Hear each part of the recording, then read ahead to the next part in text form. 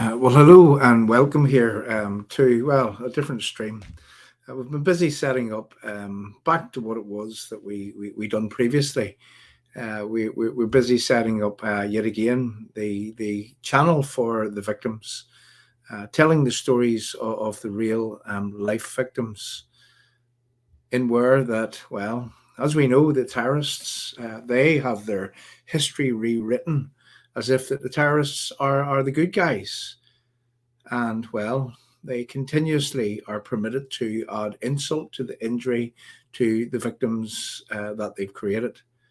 So, what we're intending to do, and I think that I explained this over the past few weeks, is that we're going to set about talking about the various victim stories from over the years here in Northern Ireland, victim stories that we've done before, victim stories that we will be doing some new victim stories, and we've got quite a few actually lined up. Now, what actually drove us to do this was that there, over the course of the past few weeks, the Easter period, there was the 25th anniversary of the Belfast Agreement, as some would call it, the Good Friday Agreement to others, and as well as we have learned over the years, for most people in the victims fraternity, also in the unionist community here in Northern Ireland, and if you were a veteran that came here to serve and protect the people, to stand against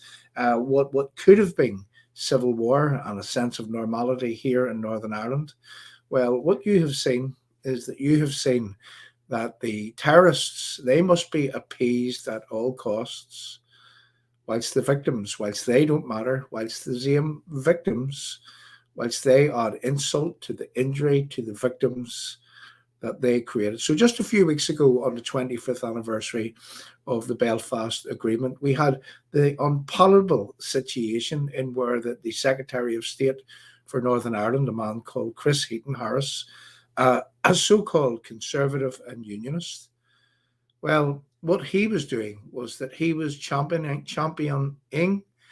Martin McGuinness and Jerry Adams as champions, as heroes of the peace process, as the people. For without them, we would not have peace in this country. But you see, how that is that I see that, how that it is that others see that, how that it is that victims surely see that. The victims that I talk to, once they have the insult added to their injury, well, how it is that they see things is that, why is it that the terrorists are being glorified? And whilst what should be paramount, what should be of most importance here in Northern Ireland, victims, not the victim makers, victims are being trampled on. The memories of those victims are being walked on. The graves of those victims are being walked on. And if we allow this to happen, if we don't stand up against us, if we don't actually tell the stories for and on behalf of the victims, if we let that history be rewritten to favour the terrorists, well, in the future, in short, in a generation or two, what would actually happen is that people, and they're doing it right now, people will think that the terrorists were freedom fighters, that they'd done nothing wrong, that they were fighting for this so-called New Ireland, that they didn't murder any children, that they didn't indoctrinate any children, that they didn't abuse any children. The terrorists are the good guys, according to some, whilst the victims, whilst they continuously have the insult added to their injury. And now that, to me, is completely unacceptable.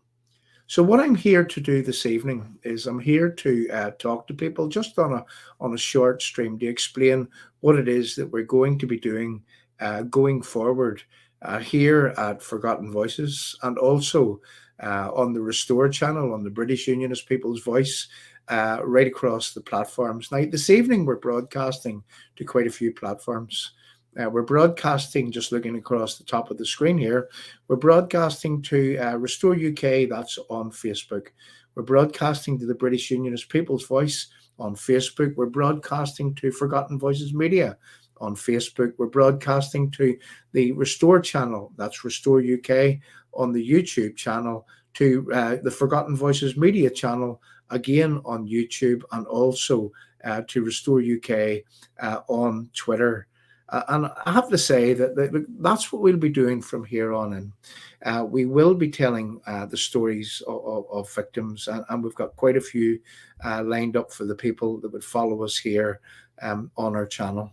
So again, what I'm going to do is I'm going to play that short promo that I played at the very, very start, just to give people a taster of exactly what it is that we're speaking about. So I'll be back again in a few moments.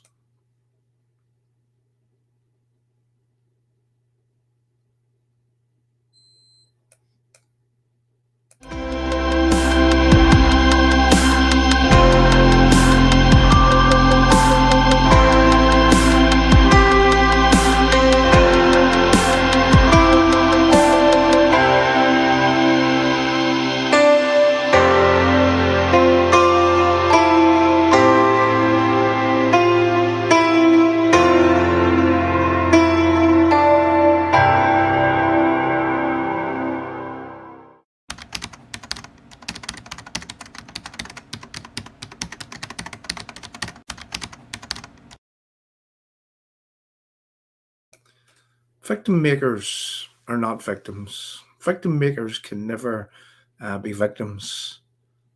I mean, that's no matter what side of this conflict that you were on, whether you be from a Republican background or a loyalist background.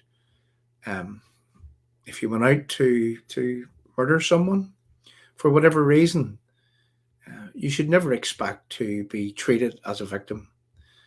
I mean, that's what in any decent society would be expected of any individual. And yet, the IRA killing machine, they think that they're victims. They suggest that they are victims. They have a victim mentality. They place themselves over and above the people that they murdered. They pay no lip service in terms of apologizing, saying that this was wrong, that everything was wrong, that no one should have lost their life. What they choose to say. And we heard it from Michelle O'Neill not too long ago when she said that there was no alternative to the IRA killing machine of the past. Well, what about the present? What about 2015? Was there any alternative to? Well, there was two murders. There was one in the markets. There was another one in Short Strand. Was there any alternative to that? Is there any alternative to the terrorizing of the victims that the IRA killing machine have made over the years? Is there any alternative to that?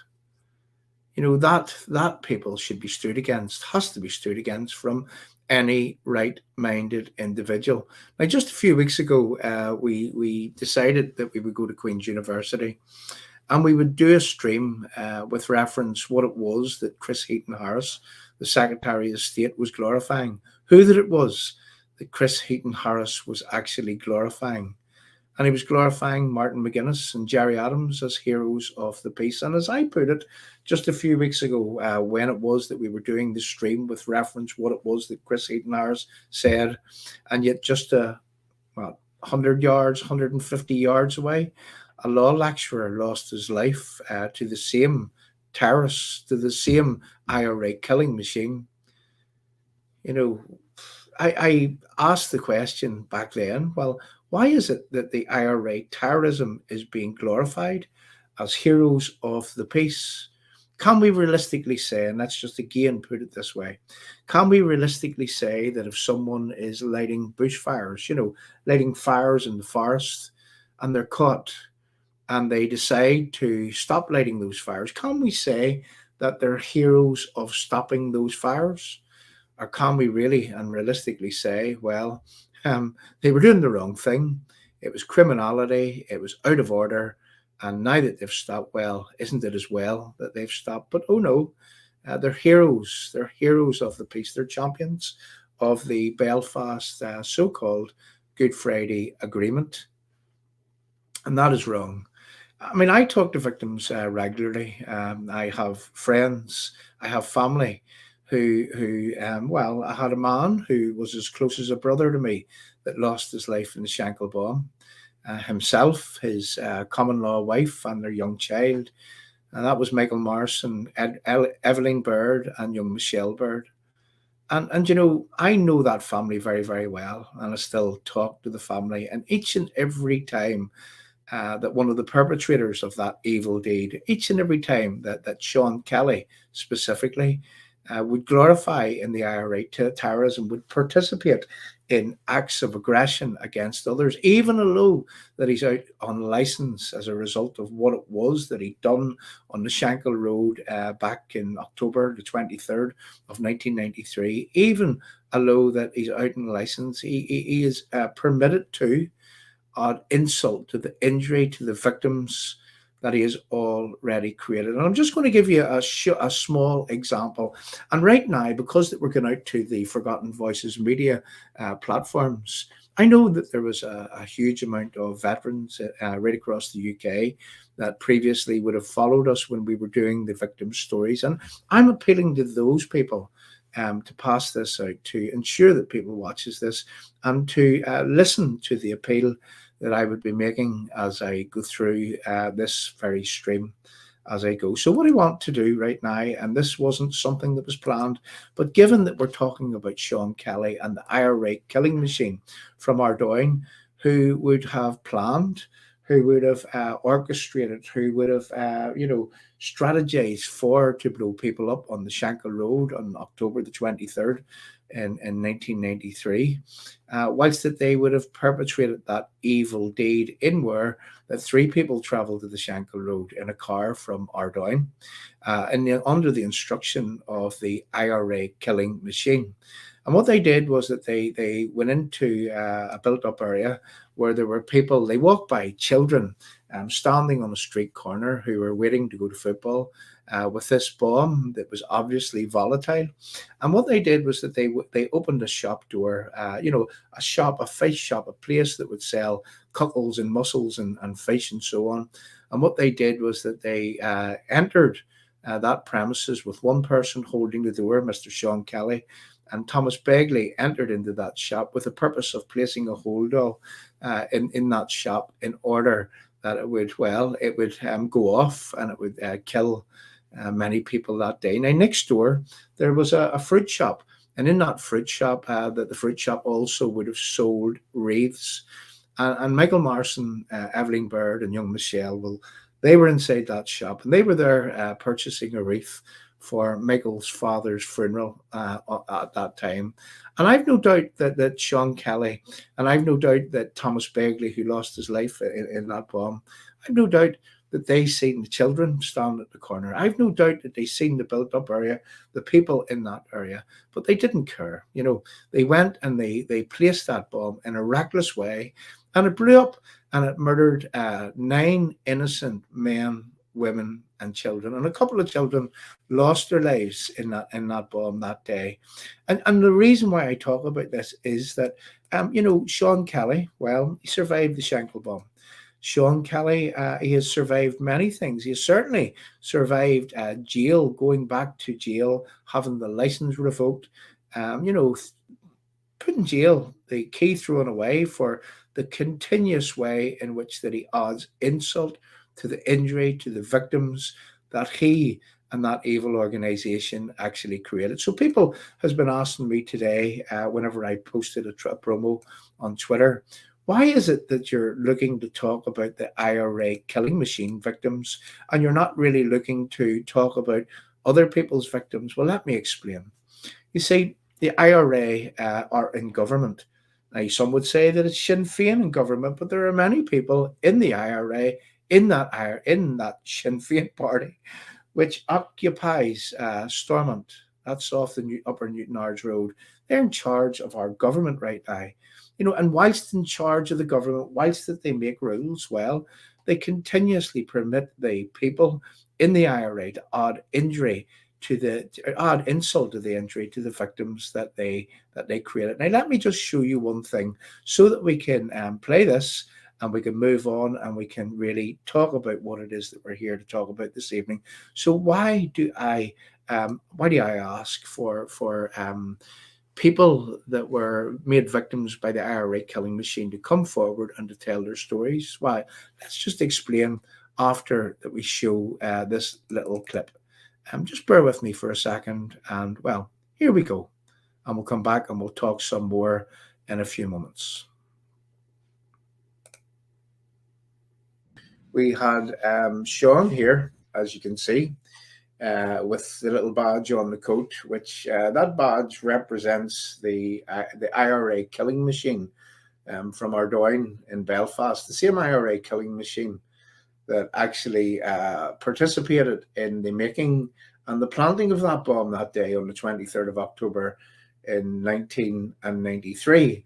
And Sean here seems to think that it's a good idea to glorify the terrorism that murdered, that blew to smithereens those 9 innocent people.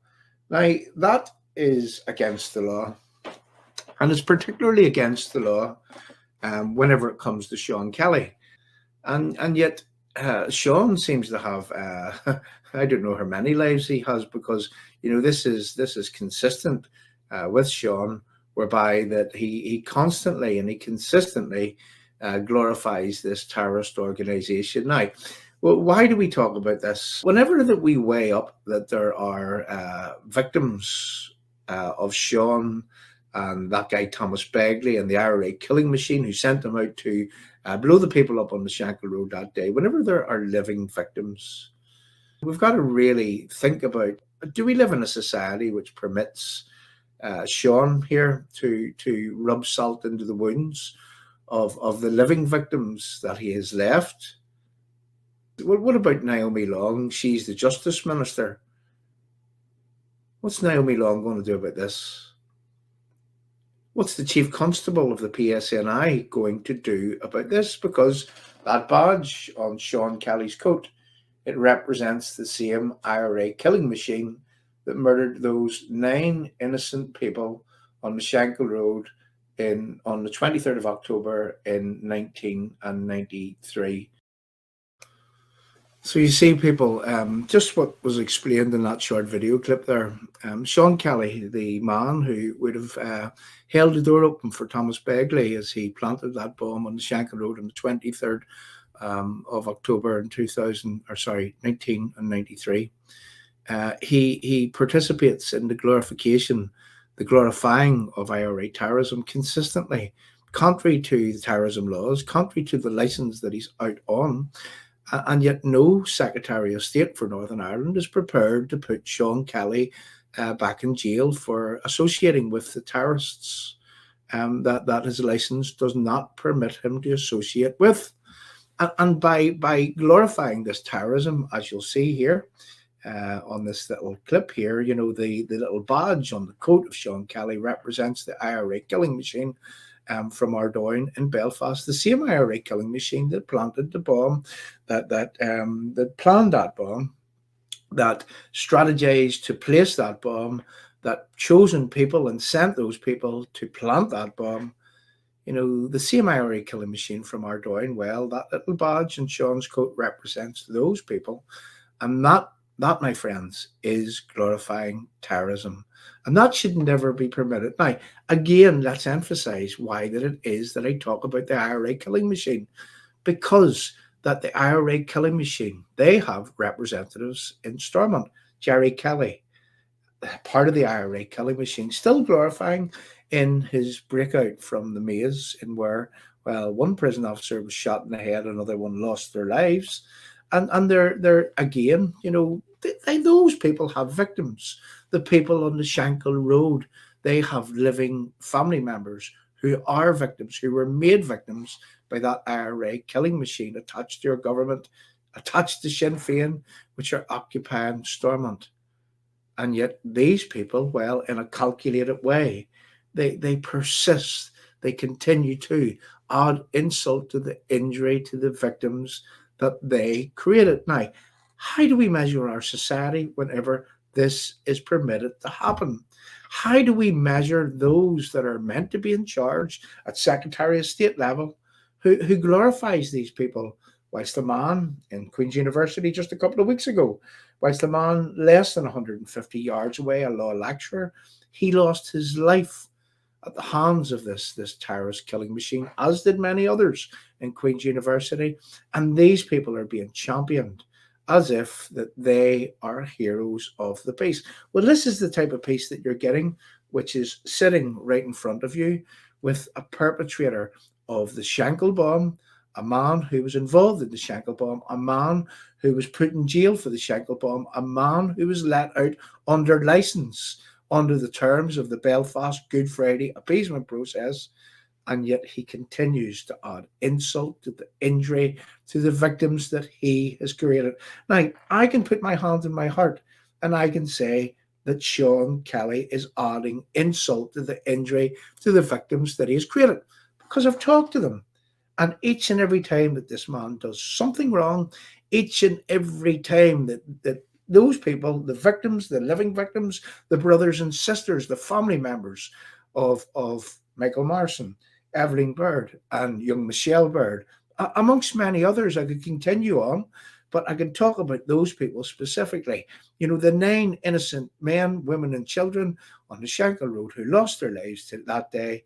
Well, that is an insult to those people, and it is an insult to their injury that this is permitted to happen.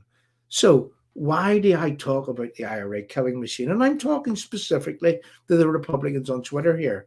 Well, that's because I don't see anyone else, I don't see any other organization adding insult to the injury to the victims that they created. Imagine if, for example, loyalists were doing that. Imagine that they were stoking, that they were poking, that they were prodding at the victims that they created. Imagine that.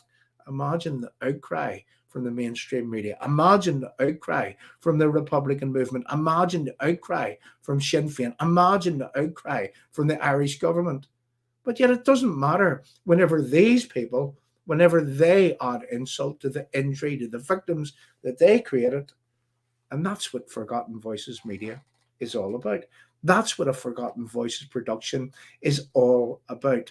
It's all about, well, if the government won't stand up against these people, if the politicians that we have pay lip service and won't stand up against these people, if the Irish government won't rein these people in, whilst they stand under the Irish flag, whilst they use the official Irish Army's title, Ugla na Hern, whilst they do that, you see, and no one wants to bring them into check, well, we're not going to let that history be written. How vile would that be if we remain silent and if we allow that silence that is in existence from plenty of people here in Northern Ireland, if we don't speak out, well, and look, put it like this: we won't be found wanting. We will not be accused of our silence like a cancer.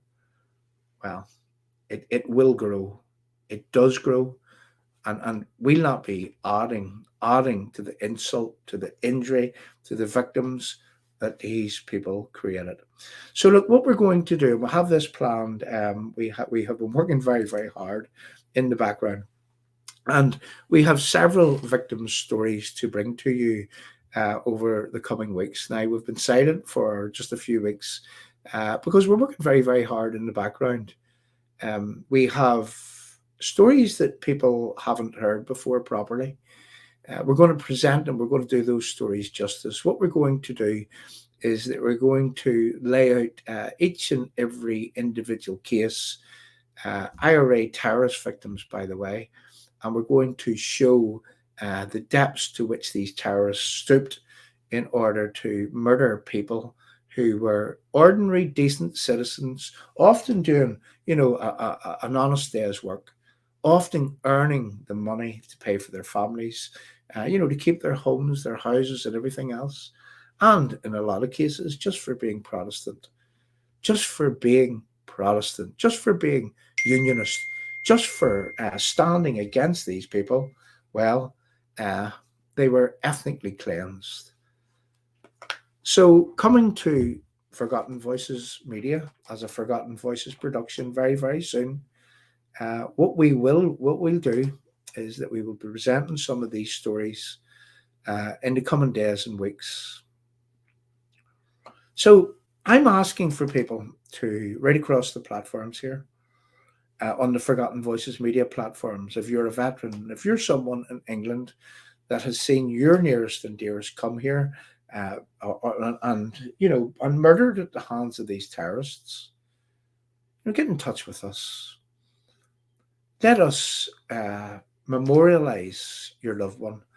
Let us document your story, what it was that your family was caused as a result of these terrorists who are now being glorified as champions of the peace. Come and tell us, come and talk to us. Let us document the story. Help us, stand with us in ensuring that the history cannot today, tomorrow, or ever will be rewritten to favour those that has held the entire United Kingdom to ransom all of my adult life, or all of my life. I'm 54 years of age, and I have never known anything but IRA terrorism. Terrorism doesn't have to be physical. Terrorism can be cultural. Terrorism can be psychological. And right now, we're in the midst of a propaganda war by the IRA killing machine. And what you just seen when you looked at that clip there, this clip, sorry, back a bit. What you just seen there, Sean Kelly from glorifying the IRA killing machine that murdered 9 innocent people on the Shankill Road. Well, you see, that was an act that was calculated, that was designed to stir up tensions between the Unionist community and the Republican community. That was aimed at those innocent victims in a calculated way, adding insult to the injury to the people that those people made victims. And that people is wrong. And that people is unacceptable. And that's what needs to be stopped. And this is what we're here for. We're here to tell the victim stories, and in a way that does those people justice, that ensures that the memories of those people will not be trampled on, that people like Sean Kelly won't walk on their graves, won't walk all over their graves, that those people are recognised for the victims, that is, for the good, honest and decent and honourable people that they were, standing against, in some cases going about their everyday business. And yet these terrorists came and murdered them, causing untold damage to not just those people that they murdered, but to the wider family circles of those people. Whenever I was talking to some people about the project that we're involved in just at the weekend there, I thought about a couple of victim stories that we did in the past. And, whilst that there were many victim stories that stood out, there were a few that stood over and above the rest. And I just want to play a couple of victim stories. And I want to come back. They're only 2-minute clips. And I want to come back and I want to talk about what it is that I see within these short video clips. So here we go. Starting off with a man called David Temple, who actually did get justice, who finally got justice for losing his brother, a young lad, to the hands of the IRA killing machine, directed by the same Martin McGuinness that was being glorified by Chris Heaton Harris on the 25th anniversary of the Belfast Good Friday appeasement process. Listen to David, and then we'll come back and we'll talk some more. I lost my brother in Claudy in 1972, 31st of July. Claudy is one of the controversial killings in the Troubles.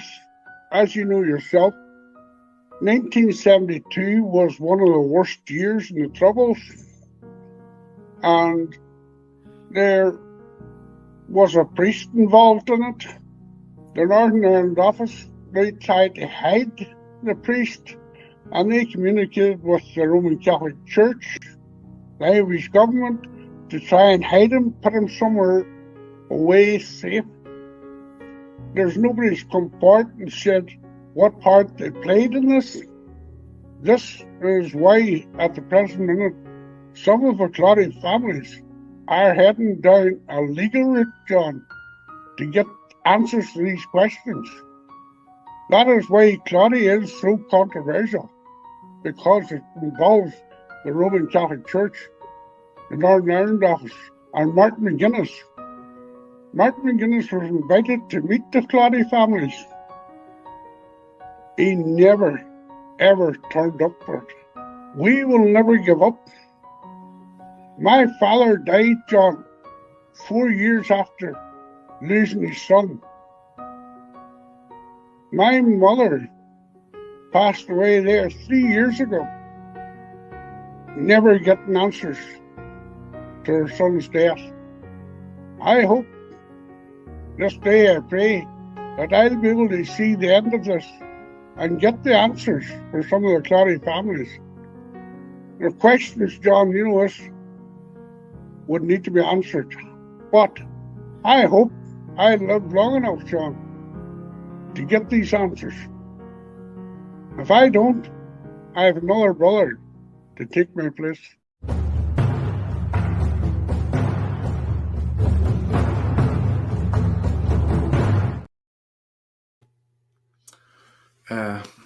What do I say?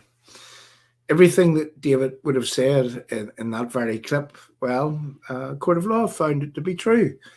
And David got David was vindicated. So David did get justice for his brother. See, whenever you listen to stories like that, and whenever you see the depths, the people that were involved in orchestrating these things, planning these things, strategizing for these things, taking part in these things, whenever you see that the lengths that some within, well, places that you wouldn't even imagine trying to spirit these people away out of the road, well, then you begin to wonder how dirty of a stinking little conflict that it really, really was. And it still goes on today, because in order to protect people, well, what happens is that, well, you have a lot of people who won't be arrested, who never will be arrested, and who continue to add insult to the injury to the victims that they created.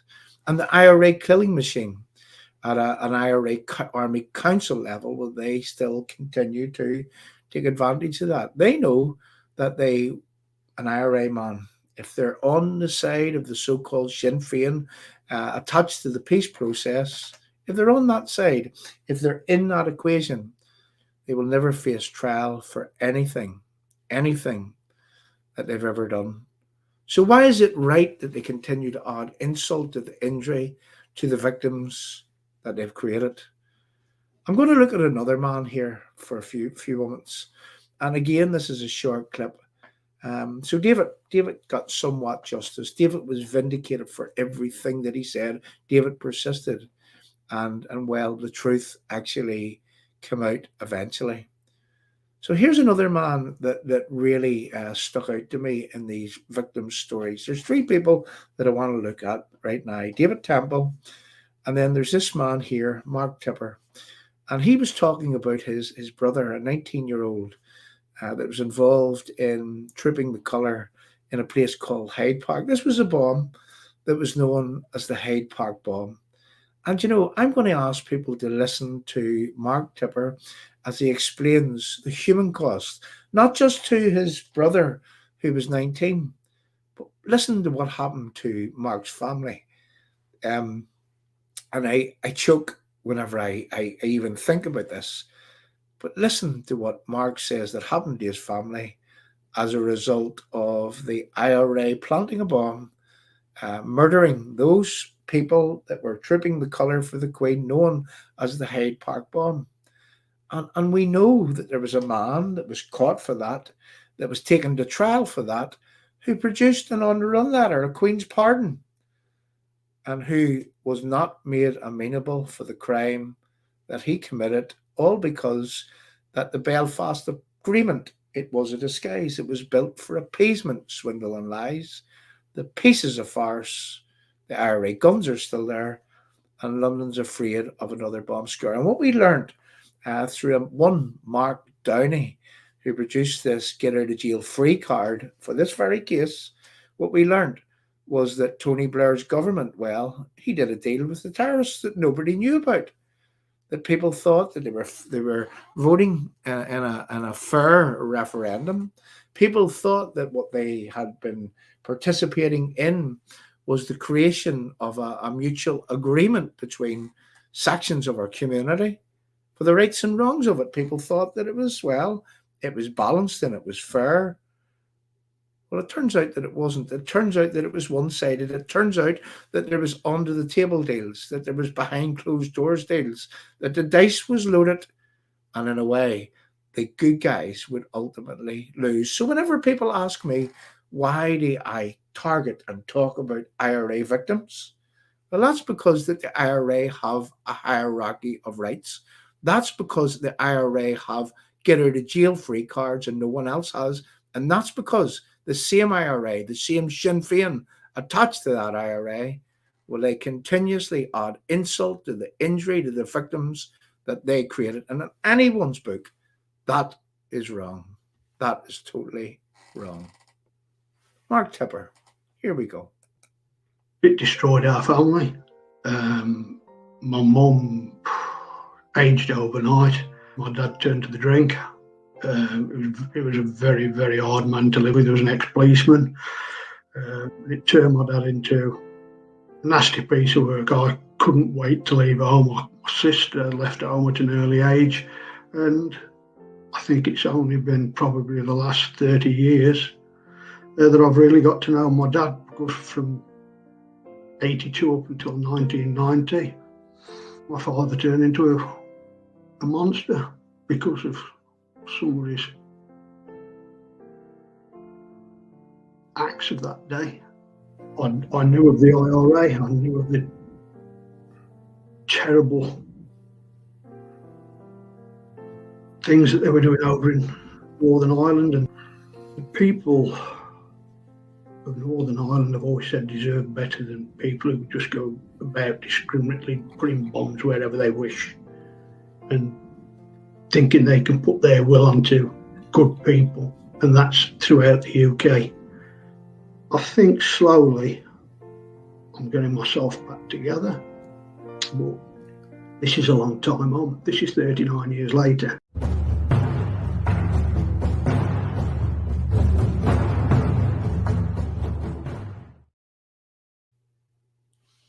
And you see, whenever you listen to Mark Tipper there about his brother Trooper Simon Tipper, a young lad, 19 years of age, never done anyone any harm, joined the British Army, ended up in one of the regiments that was outside the palace, and people like Mr. Downey decided that it was a good idea to go and plant the bomb, all because that they said that they were freeing Ireland. But look at the human story that's there. Look at Simon. Whenever that he said, well, my dad became a monster. That, my sister left home. My dad was unbearable. It broke apart the family. That was the human cost of that bomb being planted that day, which caused so many problems, which really did cause so many problems. Now, if it was a peace process that we were entering, well, why is it that one party has get out of jail free cards, one party has a hierarchy of rights, one party, the IRA Sinn Féin party, why is it that those people, their rights are placed over and above the victims that they made? Ask a question. Who should be paramount here? Should it be the IRA terrorists, or should it be the victims that they created? Should it be continuously adding insult to the injury to those victims? Michelle O'Neill, leader of Sinn Féin here in Northern Ireland. I question that, of course, and I'll explain why in a second. but leader of Sinn Féin in Northern Ireland, there was no alternative. No alternative. No alternative to young Michelle Baird losing her life on the Shankill Road in October 23rd of October in 1993. No alternative. No sorry. No remorse. No true or abject remorse. No, there was no alternative. How vile is that? You see, as I say, that adds insult to the injury to the victims that these people created. You can get a lot from standing up. You get a lot out of standing up for these victims. These people, should they not be allowed to, get on with their lives, with no insult being added to their injury? Should they not be permitted to live out their lives in peace without these psychological terrorists continuing to add insult to the injury that they have created? Should we expect our British government, should we expect a Secretary of State that is Chris Heaton Harris to add insult to the injury to these victims by saying that the people that were giving the go-ahead to do these things, should he be saying that they are champions of the peace? Remember what I said? Someone who lights fires in a forest, they decide one day that they're not going to burn any more forests down. Can we champion those people as champions of keeping the forest? That's a question, and that is a question for everyone, and it needs to be put in that context. Another victim's story, and then we'll come to a close, because that's what we're here to do. We're here to talk about the Forgotten Voice Productions project going forward. We're here to explain that with several victim stories already, we're here to explain the overwhelming response that we've had from people that wants the memories of their family members, their loved ones. They want their family members remembered, and remembered in a way that the terrorists can never, ever, ever rewrite that history to suggest that the terrorists were freedom fighters and their family members, well, they seemingly are the criminals, are the victims. We can never permit that to happen. No one can ever permit that to happen. Another story that really, really stuck out to me whenever that I was doing these victim stories was this story. And this story is from the Irish Republic. And I want people to listen. You got to excuse me. I whenever I think about talking to these people, whenever I think about hardly being able to get a word out after listening to these people talk about their loved ones, whenever I do that, I become emotional. David Kelly talking about his father, Paddy Kelly. I'll come back and we'll talk some more once you hear David. You're a victim, a real life victim. You probably are traumatized and re-traumatized by some of the actions of these people even today, and their lack of remorse, I guess, for what had happened. I mean, David, what exactly are you fighting for? Is it truth? Is it justice? Well, I guess I would have, as a reaction to what happened to us, me and my family, my mother and my younger brothers, we all moved to London. So we were sort of out of the picture in our formative years.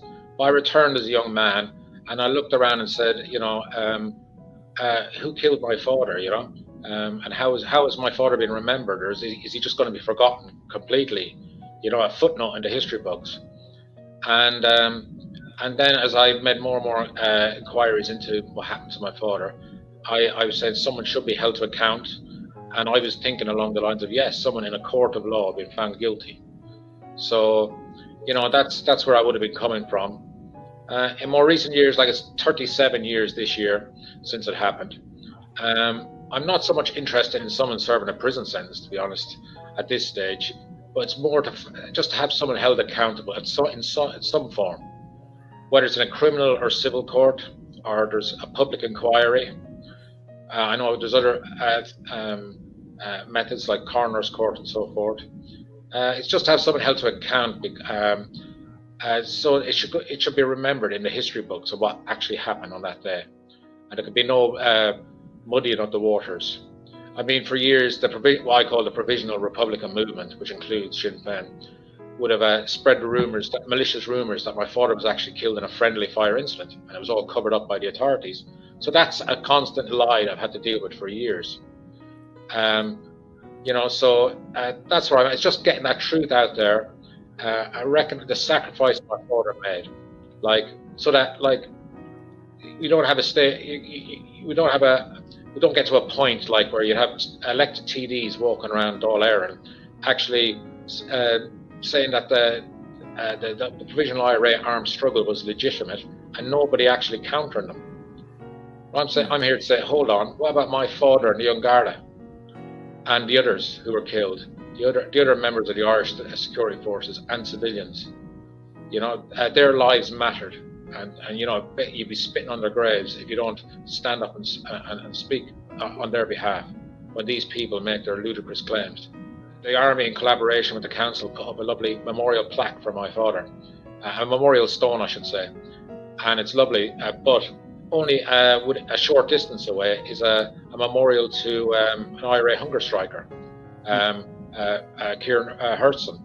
So every time I stand and admire my father's stone, but then only a matter of yards away is a memorial stone to a man from the organisation that murdered my father. So I'm reminded every time I see that. I'm also reminded, last year I had the president of Sinn Féin. She said the legitimate armed struggle was justified, and that if she had been a bit older and had lived in Northern Ireland, she would have joined up as a volunteer. And for me to hear a leading Irish politician say that was re-traumatizing for me.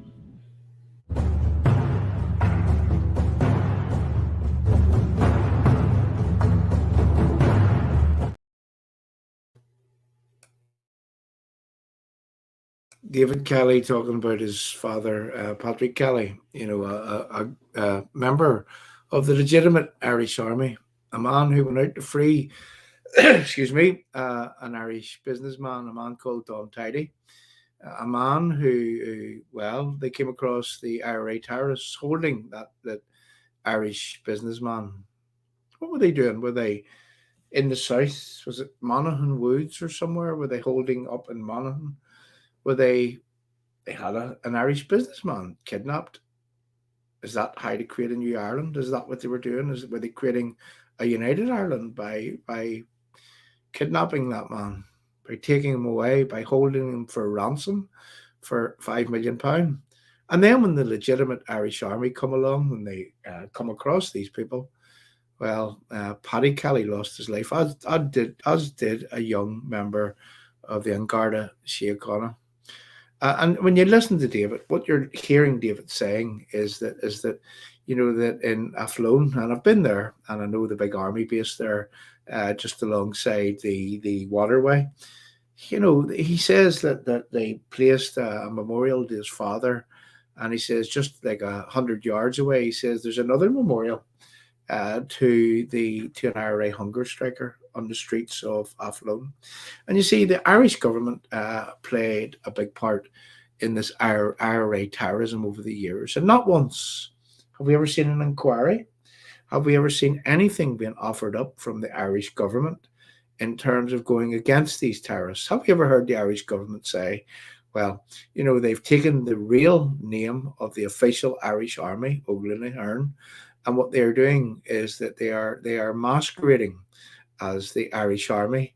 They're using the Irish flag as a banner, as a mascot, to murder people, to kill people, to glorify over the killing of those people and to add insult to the injury to those victims that they already created. Not once have we ever heard the Irish government suggest that these people continue to terrorize in a psychological way the victims that they have created. And we don't hear that from the Irish government. And is that the type of place that you want to become involved in? This so-called New Ireland? if unionists are being treated that way now, if victims, people, think to yourself, if victims are being treated that way, with no mention from this Irish government, with no redress, with no action, if victims are being treated this way, well, what way would they be treated in this so-called New Ireland? So that's what Forgotten Voices Productions project is all about. It's all about telling the victims' stories. It's all about telling the victims' stories and in a way that documents the real truth, not the rewritten history often put forward by the globalist narrative, by the Irish government and all of those that want to provide the illusion of reconciliation under this so-called Belfast Agreement. Forgotten Voices Productions is about telling the truth, is about scratching the surface, is about listening to the victims that are living victims, the family members of victims who were murdered, the victims that have survived the murder from this IRA killing machine. Forgotten Voices Media is all about documenting their history to be made available to future generations in order that the history will never be, can never be, ever rewritten to favour the terrorists. So I'm asking people to help with their project.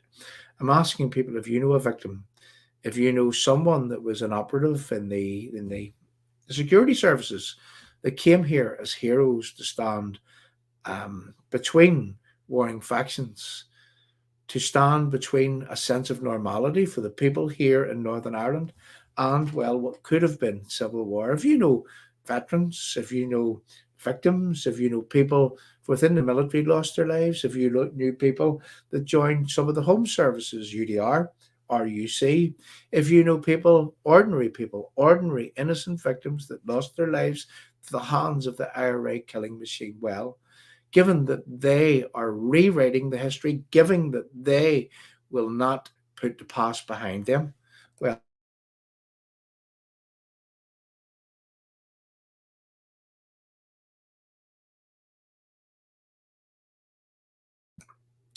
sorry. Mic muted. I don't know whether it was muted there for a long while, but my screen went off also. Goodness knows what happened there. But what we want to do in this Forgotten Voices Media project is that I just want to recap. What we want to do is that we want to do the victim stories, military victims, veterans who see what's going on right now, veterans that would have seen the likes of Mr. John Downey walk away for his part in the murder of Simon Tipper, 19-year-old Simon Tipper in Hyde Park with his get out of jail free card. People who see this as unpalatable. Well, look, we want those stories. We want those stories documented. We want those stories documented all in one place for future generations to see, for future generations to understand that the history is being rewritten to favour the terrorists. And we can't let that happen. And we won't let that happen. And, well, coming soon to the Forgotten Voices Productions project, many stories of people that have lost their lives, that are living victims of the IRA killing machine.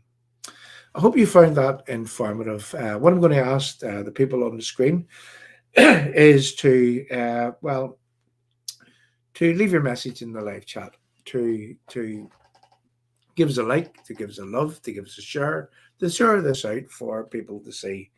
I want to pop this up, and I'm popping this up for a reason, people. I know that this is a a victim stream, but this is a segue into something else. Just bear with me. I'll take a little drink as I pop this up for 2 seconds here. There's a man on our live chat here, Brian McGovern. British made a lot of victims. Brian, there were a lot of people that lost their lives. There was no British soldier, no ordinary member of the British army that came here to murder people. They came here to stand against terrorism, to stand against the sense of normality and what could have been civil war in this country. These were young lads sent here by the military masters, a lot of them, often being fired upon, often being put into positions whereby that, well, huge amounts of people were throwing petrol bombs at them. They were putting them in the position in where that, well, I wouldn't have liked to be in some of those positions. Now, yes, people did actually lose their lives. Now, um, was there a campaign by somebody up high? Well, I can't say that. I don't know whether there was or whether there wasn't. But one thing I know, and one thing I know for sure, and listen very carefully, Brian, and this is to you and to anyone else that would come to watch a stream like this, is you see, right now, I don't see any other organization. I don't see any other um, actor, perpetrator of what happened in the past. I don't see anyone else rewriting the history in order to favor the terrorists that went out to murder the people. I don't see anyone else claiming that the people that went out to murder people, well, they're victims. They're victims. I don't see anyone else. And I gave an example there earlier of Sean Kelly. Sean Kelly out in license under the terms of the Belfast so-called Good Friday Agreement, which is an appeasement process. Sean Kelly, I don't know how many lives that man has. He continues to add insult to the injury to the victims that he created. And it just so happens that Thomas Begley, Sean Kelly, the IRA killing machine from the Ardoyne area of Belfast, well, they killed 9 innocent men, women, and children. And each and every time they see Sean Kelly glorifying the IRA killing machine, standing in a triumphalist way, glorifying the man Thomas Begley, who planted that bomb that day and who blew himself up. When his victims, when Sean Kelly's and Thomas Begley's victims, the victims that are living victims, the family members of the people that was lost, the family members of those children that were murdered that day, when they see Sean Kelly and the IRA killing machine continue to glorify the terrorism that created that orchestrated that ordered that strategized for that planted that made that bomb, that sent those people to plant that bomb, when they see those people being glorified, the killing machine that done that, when they see it being glorified, how do you think that they feel? They feel, they feel as if this is all wrong. People who went out to murder their loved ones, their nearest and dearest, they are being glorified. They have a hierarchy of rights. They have get out of jail free cards. They won't be prosecuted whilst that they're associated with the Sinn Féin, who is involved in the peace process. So why is it ever right for those victims to have the insult added to the injury that they already have been caused? That's wrong, Sean. That's wrong, Brian. That is totally, totally, totally wrong. And I'm sure that you get that. So you see, whenever I talk about victims of the IRA killing machine, well, you see, if the IRA had went away, and many victims would have been really, really annoyed. But the truth of the matter is that they haven't went away. They continue to add this insult to the injury to their victims. And that's why I'm here, standing up for the victims, wanting to document the victims' stories, wanting to, and for a particular reason, wanting to ensure that the terrorists can't rewrite the history to suggest that, I'm going to use one person's name here when I say this, and I hope you get the picture. But you see, so that the terrorists can't suggest, Michelle O'Neill, so that she can't suggest that there was no alternative to the loss of life of young Michelle Bird on the Shankill Road on the 23rd of October in 1993. That's why we talk about IRA terrorists, Brian, for no other reason,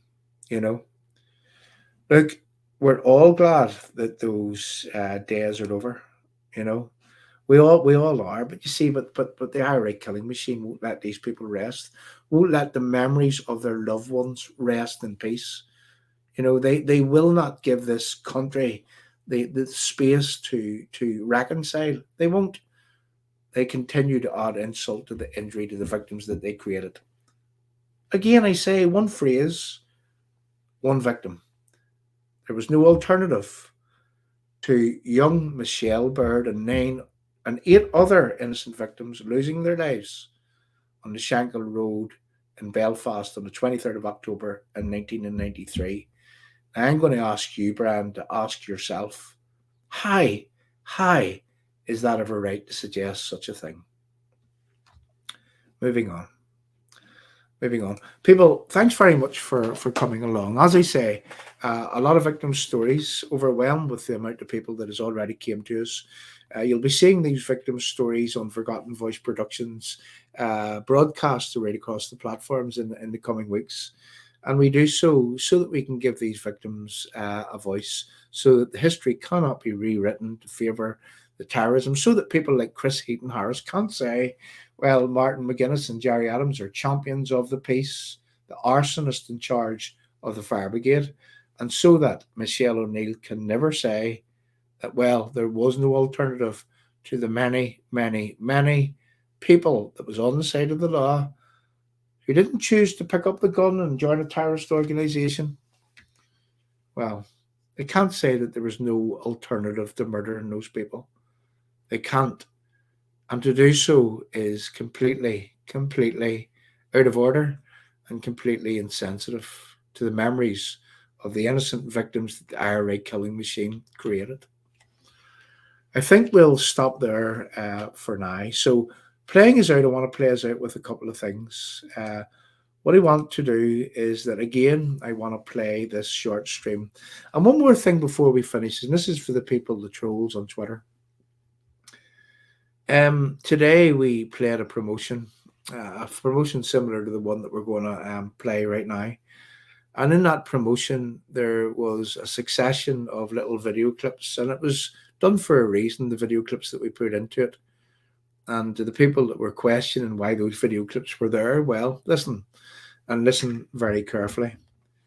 You see, what we did was that we played a couple of clips in where that the Irish establishment, the Irish government, the Irish military intelligence, G2, attached to the Irish Department for Foreign Affairs, what they were doing was that they were training people in Derry/Londonderry, in the Bogside and the Craigan.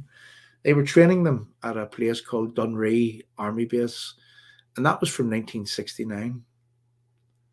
They were arming those people from 1969. Their go-between was a member of the Irish Military Intelligence, G2. Now, we have a little video clip from a man called Eamon McCann. Eamon McCann, a socialist from the Derry/Londonderry area, who would have been involved in the civil rights movements and so on.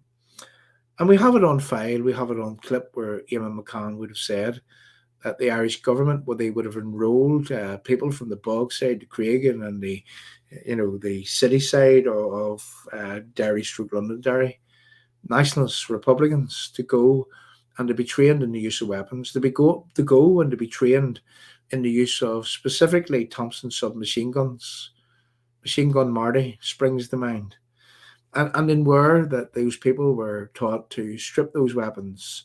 They were taught to put the weapons together. They were taught how to fire those weapons by the Irish establishment under the banner of Irish Military Intelligence, which was G2. In the clip that we played today, and for a reason we've done this, to generate a bit of conversation, we played a box of guns, which was in the documentary about that very thing that he spoke about. We showed also a man with a gun, banging that gun, which was in that documentary. We then showed a man who was lying on the ground in the time frame known as Bloody Sunday. But symbolically, what we were asking was this: Irish military intelligence, the Irish government, the Irish establishment, they train people in the use of weapons, Thompson submachine guns specifically. We know that for a fact. for use in places like the Bogside, the Battle of the Bogside, Bloody Sunday. It was suggested that a Thompson submachine gun was the first thing to be fired. We wonder why. Are the Irish government responsible for, well, arming the terrorists, creating the circumstances in where that those people were trained in weapons in which that they went on to murder ordinary citizens here in Northern Ireland? That's why we played that clip today, and that's for the people on Twitter. We don't do anything by chance. We do things for a reason. Playing us out, people. Thanks very much for coming along. Coming to Forgotten Voices Media as a Forgotten Voices production in the very, very near future. Several victim stories. Several stories in where that, well, I will challenge anyone, not to have a tear in their eye when they hear of the human cost to the victims' families. When they hear that whenever the victims' families today in 2023, whenever they see that the terrorists are being glorified and yet the memories of their families don't matter. In where that the terrorists are having equivalence to the victims. The definition of a victim should never be someone that goes out to shoot people. That should never be the definition of a victim. Lock God. Are those people victims, or were those people potential victim makers? Ask yourself that question. We can never equate those people. We can never equate Thomas Begley with young Michelle Bird and the 8 other innocent people that he murdered that day on the 23rd of October in 1993. Sean Kelly, the man who continues to add insult to the injury to the victims that he created, should he be in jail? Should he have his license revoked? In a normal society, that's what you would have. But in an appeasement process, well, that will never happen. So let's not permit these terrorists to, whilst they have a hierarchy of rights, whilst that they know that they won't go to jail, let's not permit them to rewrite the history and in a way that adds insult to the injury to the victims that they actually created. So playing us out with a couple of things. Thanks very much for coming along, and we will see you all again very soon. So onwards and upwards, and talking about some of the victims very soon, coming to a Forgotten Voices Media production very, very soon. Very many victims' stories. If you're a victim, don't hesitate to, please get in touch. Let us come. Let us tell your story. Let us scratch the surface. Let us tell of the human cost. Let us ensure that terrorists are never, ever, ever permitted to rewrite the history to favour them over and above your family members and the victims that they created. Playing this out. Thanks very much for coming along, and we'll see you all again very soon.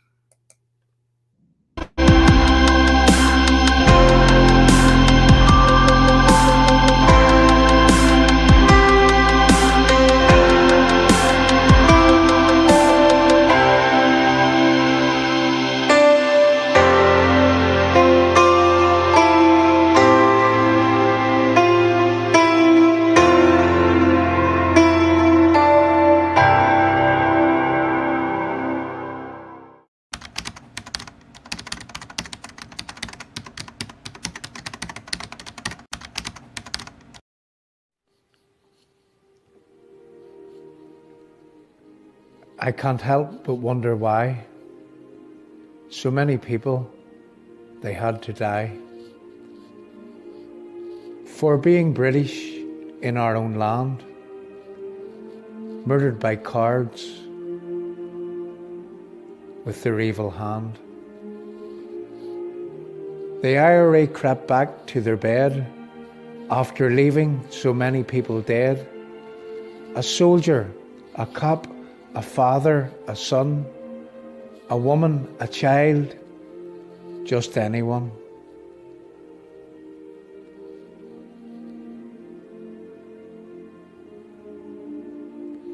But the Unionist people, they did not lie down, fought and defended the Red Hand and the Crown.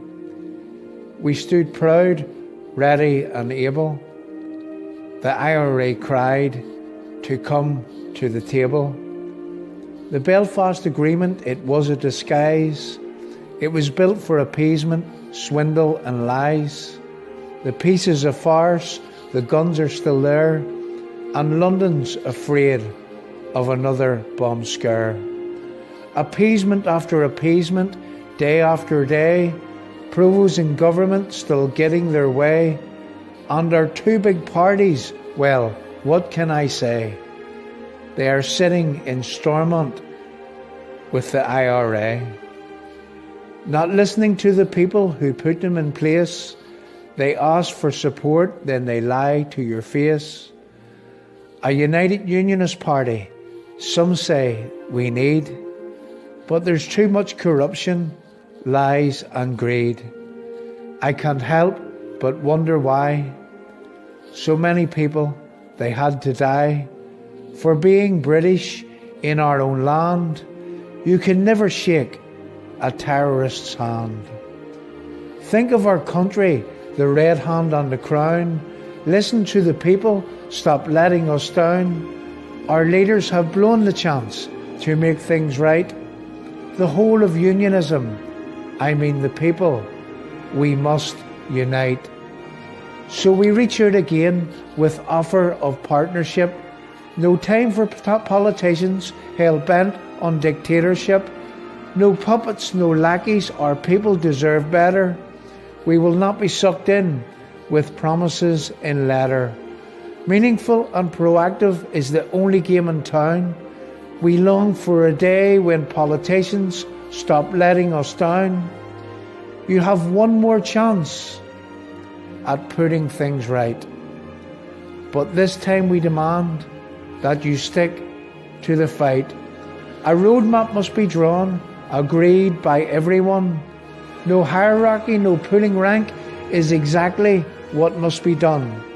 An army of people must be put together with weapons of words, which will remain and abide forever.